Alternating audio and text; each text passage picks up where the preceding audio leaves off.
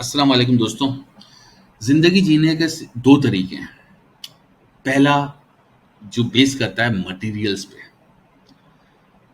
اس concept میں ہوتا یہ ہے کہ انسان سوچتا ہے کہ میرا وجود صرف اس جسم تک محدود ہے. میرا جسم کسی نہ کسی طریقے کوئی قدرت کا قانون ہے جس کے ذریعے سے میں پیدا ہو جاتا ہوں اور اسی قانون کے حساب سے ایک دن ختم ہو جاتی ہے. اس نظریے میں جو میں کھاتا ہوں وہ میرے جسم کو لگتا ہے. اس طریقے سے میں گرو کرتا ہوں اور اس جسم کو میں اگر زندہ رکھنا چاہوں زیادہ عرصے کے لیے تو میں فٹنس پہ زور دیتا ہوں. اور اگر میرے اس جسم کو کبھی کوئی بیماری آ جائے تو میں میڈیسن سے رجوع کرتا ہوں, حکمت سے رجوع کرتا ہوں تاکہ میرا ہیلنگ کا پروسیس شروع ہو, میں اس کو ہیل کر جاؤں اس بیماری کو.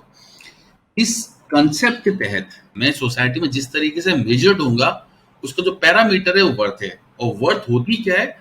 ورتھ پیورلی بیس کرتی ہے مٹیریلز پہ. جتنی مٹیریل زیادہ ہوں گے اتنی میری ورتھ ہوگی اور جتنی میری ورتھ ہوگی اتنی زیادہ مجھے خوشی ہوگی. تو خوشی کا تعلق پیورلی طور پہ مٹیریلز پہ ہوتا ہے. انسان کی خواہش رہی ہے کہ وہ زندہ رہنا چاہتا ہے, وہ مرنا نہیں چاہتا.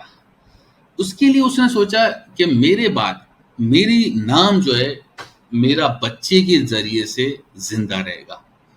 میرے بچے ہوں گے, ان کے بعد ان کے بچے ہوں گے اور یہ درخت کی طرح اس میں شاخیں نکلتی رہیں گی اور میرا نام زندہ رہے گا. اسی لیے ہم اپنے خاندانی نظام کو, اس نسب کو ہم شجرہ نسب کہتے ہیں.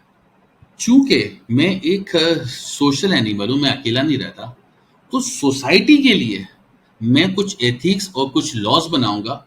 اور ان ایتھکس اور لاز بنانے کا جو پیرامیٹر ہوگا وہ کس چیز پہ ڈیپینڈ کرے گا؟ میرے دماغ پہ اور ایکسپیرینس پہ.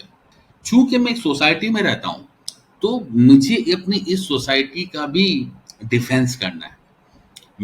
میرے اوپر کوئی حملہ, مجھے کوئی حملہ آور نہ ہو جائے, میری ریاست کو کوئی ختم نہ کر دے, میری سوسائٹی کو کوئی ختم نہ کر دے. تو اس کے لیے میں ایک آرمی بناؤں گا. آرمی کا سب سے پہلا آبجیکٹو ہوگا سروائیول کا. وہ ڈیفینس سسٹم اسٹیبلش کرے گی. جب وہ ڈیفینس سسٹم اچھی طریقے سے اسٹیبلش ہو جائے گا تو پھر میں دیکھوں گا کہ جو کمزور ریاستیں ہیں ان کو میں سر کروں گا, ان کو میں فتح کروں گا تاکہ میرا ایکسپینشن ہو. اس پورے کوڈ آف لائف میں جو انسان کا بنایا ہوا ہے, اس میں جو ایک ایلیمنٹ ہے وہ ہے اتھارٹی. رولر کہہ رہے ہیں آپ, اتھارٹی کہہ لیں. جو اتھارٹی ہے وہ بادشاہ ہو سکتا ہے, وہ کوئی آمریت ہو سکتی ہے, یا آج کے دور میں جمہوریت. تو قانون چاہے ایک آدمی بنائے یا 51% بنائے, وہ انسان ہی بنائیں گے. دوسرا ایلیمنٹ ہوتا ہے اس کوڈ آف لائف کا اکانومک سسٹم. اکانومک سسٹم جب چونکہ یہ انسان کی بیس پہ چل رہا ہے تو جو اکانومک سسٹم بنے گا وہ سرمایہ داری کا, جس کے ذریعے سے جو رولرز ہیں, جو اتھارٹیز ہیں اور جو اشرافیہ ہیں ان کو فائدہ ہو. اس کے اندر کیا ہوتا ہے؟ ملوکیت جو ہے پروان چڑھتی ہے, ملکیت پیسے والوں کی ہوتی جاتی ہے اور ریسورسز پر کہ یہ مالک ہوتے جاتے ہیں, اور جو اس نظام میں رہنے والے سٹیزن ہیں وہ محکوم سے محکوم ہوتے جاتے ہیں. جن لوگوں پر یہ حکمران ہوتے ہیں وہ کروڑوں میں ہوتے ہیں. تو ان کو صرف ایک خوف ہوتا ہے کہیں ایسا نہ ہو کہ کوئی آواز اٹھے ہمارے خلاف, ہماری حکومت چھین لے کوئی آواز, کوئی موٹیویشنل فورس کہیں ایسا نہ ہو کہ ان کے اندر پیدا ہو جائے اور وہ ہماری اقتدار ہم سے چھین لے. تو اس کے لیے ان کو پھر ایک تیسرے پارٹ کی ضرورت پڑتی ہے اور وہ ہے پریسٹ, مذہبی پیشوا. ان کا کیا رول ہوتا ہے سوسائٹی میں؟ ان کا رول ہوتا ہے کہ وہ عوام کو ان تمام مسائل سے جو ان اتھارٹیز اور ان اکانومکس کی وجہ سے درپیش ہوتے ہیں اس کی ڈائریکشن ان لوگوں سے ہٹا کر کسی فزیکل یا نان فزیکل آبجیکٹ کی طرف وہ لگاتا ہے, ڈائیورٹ کرتا ہے, جس کو وہ گاڈ کا نام, بھگوان, ایشور, آپ کچھ بھی کہہ لیں, اس کی طرف وہ کنیکٹ کرتا ہے اور ساری فورسز کو, عوام کی ساری فورسز کو وہ اس طرف ڈائلیوٹ کرتا ہے. اور وہ کہتا ہے کہ جو کچھ بھی یہ ہو رہا ہے یہی تقدیر ہے, یہی قسمت ہے. جو بادشاہ ہے وہ کوئی خاص آدمی ہے یا جو حکمران ہیں یہ خاص لوگ ہیں.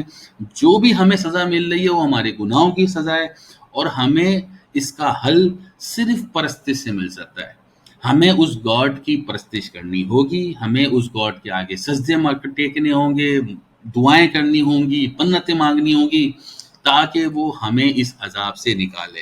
اور اس کے لیے وہ طریقہ بتاتا ہے کہ جتنی زیادہ ہو سکے گڑ گڑاؤ، رو، تاکہ تمہارا گاڈ، بھگوان، ایشور، جو بھی نام دے دیں، وہ تم سے، تمہارے اوپر رحم کھا لے۔ یہ رونے کا جو ایلیمنٹ ہے نا، اس پہ بڑا زور ہوتا ہے۔ اس کو اگر آپ سائیکولوجیکلی دیکھیں تو جب انسان روتا ہے نا، تو اس کی جو فورسز ہوتی ہیں، پازیٹیو فورسز ہوتی ہیں، وہ ڈائلیوٹ ہو جاتی ہیں۔ جب وہ ڈائلیوٹ ہو جاتی ہیں تو اس کے اندر جو آگ لگانے کے جو ایلیمنٹس، جذبہ محرکات ہوتے ہیں، وہ ختم ہو جاتے ہیں۔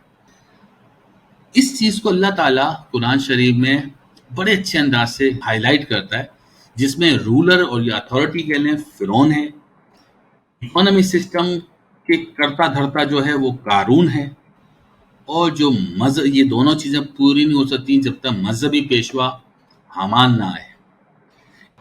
تو دوستو یہ تھا آج کا ہمارا ویلاگ۔ اگر آپ کو ویڈیو پسند آئی ہے تو آپ اس کو لائک کریں، کوئی سوال ہے تو کمنٹس کریں، اور اگر یہ ایفرٹ پسند آ رہی ہے تو اس چینل کو سبسکرائب کریں۔ Thank you very much.